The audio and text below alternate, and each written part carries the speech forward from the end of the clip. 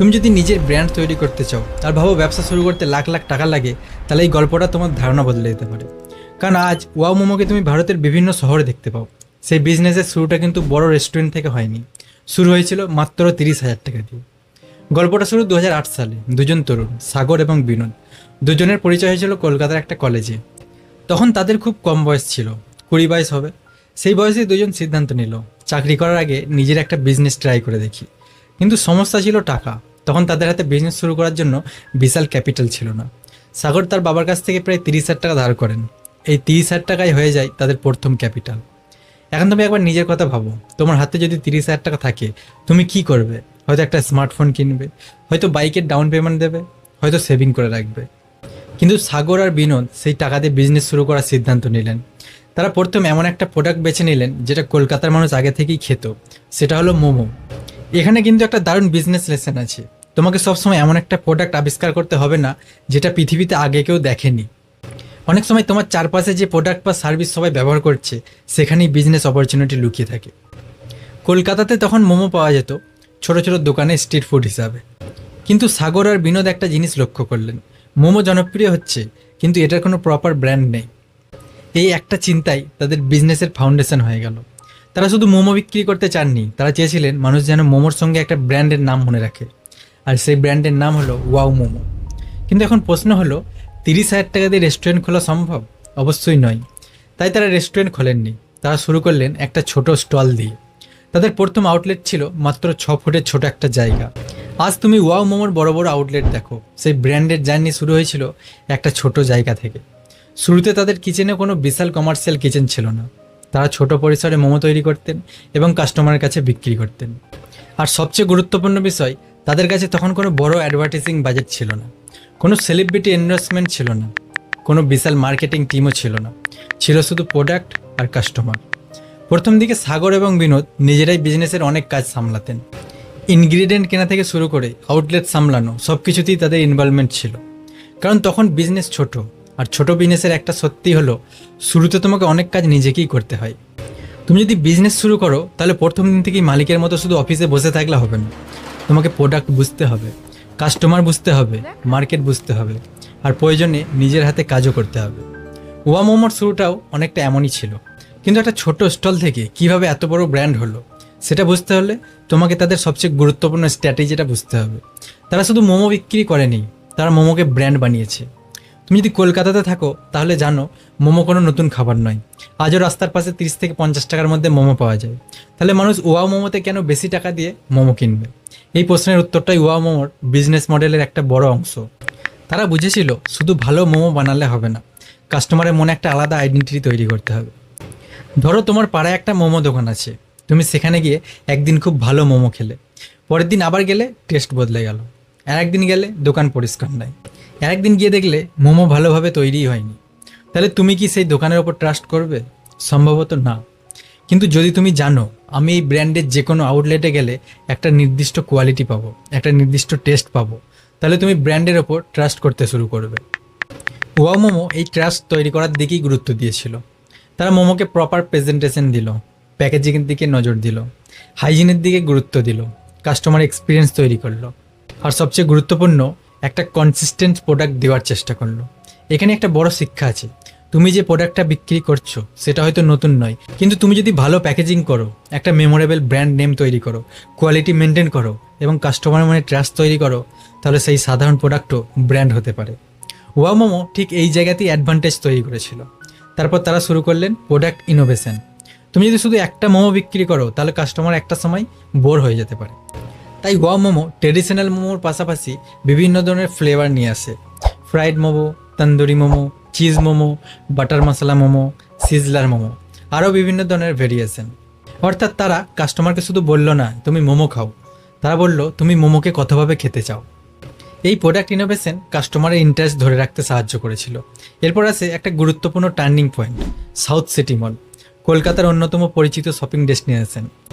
সেখানে আউটলেট পাওয়ার পর ওয়া মোমোর ভিজিবিলিটি অনেক বেড়ে যায়। কারণ এখানে শুধু লোকাল কাস্টমার নয়, মলে আসা family, college student, young professional, shopping করতে আসা মানুষ, অনেক ধরনের কাস্টমারের কাছে ব্র্যান্ড পৌঁছাতে থাকে। আর এখান থেকে ওয়ার্ড অফ মাউথ শুরু হয়। একজন কাস্টমার মোমো খেলো, তারপর বন্ধুকে বলল, একবার ওয়াও মোমো ট্রাই কর। বন্ধু খেলো, আবার অন্য কাউকে বলল। এভাবে ব্র্যান্ডের নাম ছড়াতে শুরু করলো।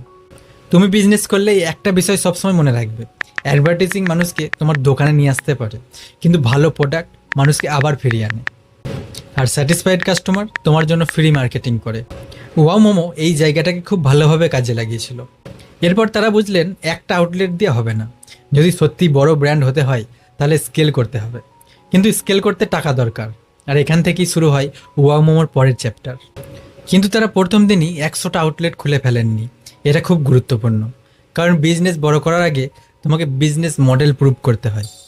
তোমার প্রথম দোকানে কাস্টমার আসছে, তোমার প্রোডাক্ট রিপিট হচ্ছে, মানুষ আবার ফিরে আসছে, তোমার মার্জিন আছে, তোমার অপারেশন ঠিকমতো চলছে। এই প্রশ্নগুলোর উত্তর পজিটিভ হলে তবেই তুমি স্কেল করতে পারো। ওয়া মোমো ধীরে ধীরে সেই মডেল তৈরি করলো। আর এরপর এলো ফান্ডিং।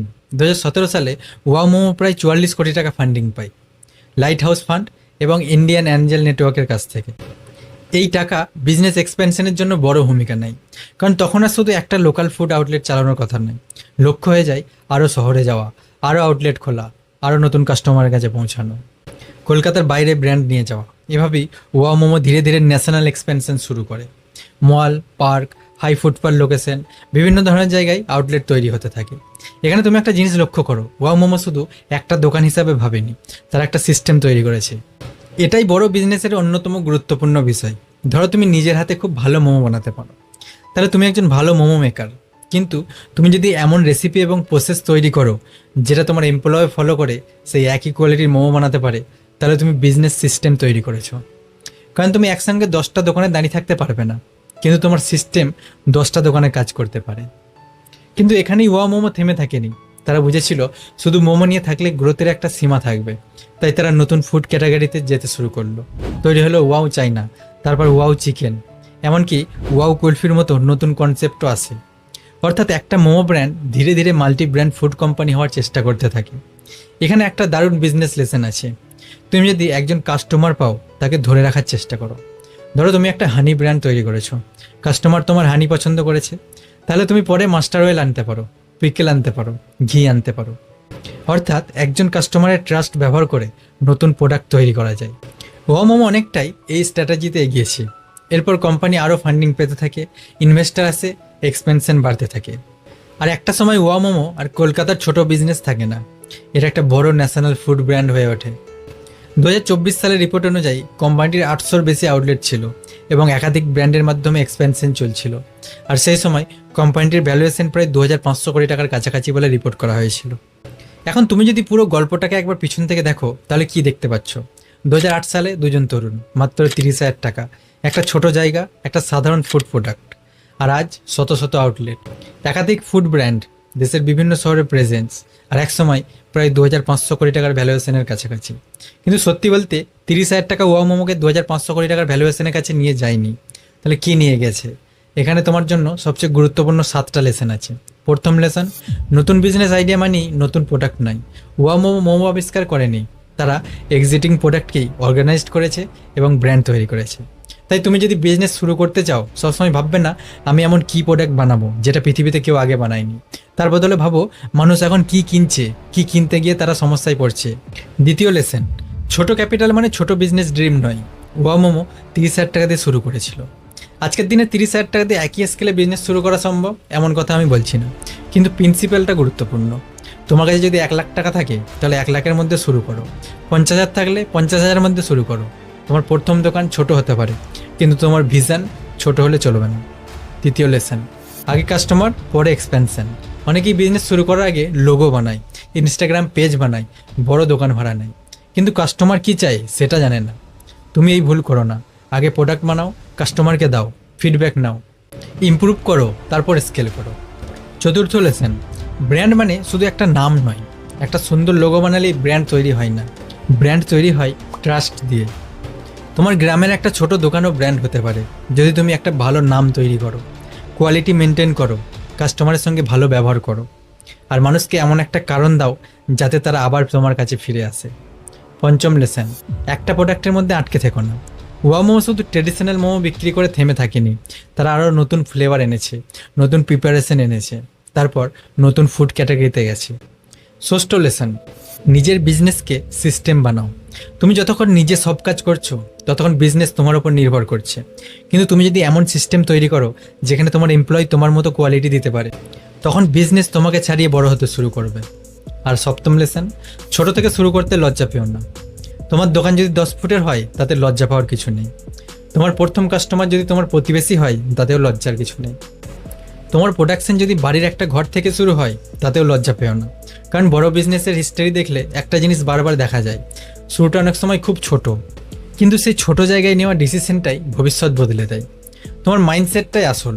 তাই তুমি যদি এমন ভাবো আমার কাছে টাকা নেই, আমার দোকান ছোট, আমি গ্রামের ছেলে, আমার বিজনেস আইডিয়া খুব সাধারণ, তাহলে একটা কথা মনে রেখো, সাধারণ প্রোডাক্ট দিয়ে অসাধারণ বিজনেস তৈরি করা সম্ভব। কারণ বিজনেসের সবচেয়ে বড় অ্যাডভান্টেজ টাকা নয়, অনেক সময় সবচেয়ে বড় অ্যাডভান্টেজ হলো তুমি এমন একটা অপরচুনিটি দেখতে পাচ্ছ যেটা অন্য সবাই দেখেও গুরুত্ব দিচ্ছে না। ওয়াও মোমোর শুরুতে ছিল মাত্র 30,000 টাকা, কিন্তু সেই 30,000 টাকা তাদের সবচেয়ে বড় অ্যাসেট ছিল না। তাদের আসল অ্যাসেট ছিল idea, customer understanding, branding, consistency, innovation and system, আর বছরের পর বছর ধরে কাজ করে যাওয়ার ক্ষমতা। তাই তুমি যদি সত্যি বিজনেস করতে চাও তাহলে বড় হওয়ার জন্য প্রথম দিন থেকেই বড় দোকানের দরকার নেই। তোমার দরকার একটা ছোট শুরু, একটা ভালো প্রোডাক্ট আর একটা ভিশন। কারণ আজ যে ব্র্যান্ডকে তুমি হাজার হাজার আউটলেটে দেখতে পাচ্ছ, কোনো একদিন সেটা কারো কাছে ছিল শুধু একটা ছোট কাউন্টার, শুধু একটা ছোট কিচেন, শুধু একটা ছোট আইডিয়া। আর সেই আইডিয়া কি বড় করার সাহসটাই একদিন তোমার বিজনেসের সবচেয়ে বড় স্ট্রেংথ হয়ে উঠতে পারে।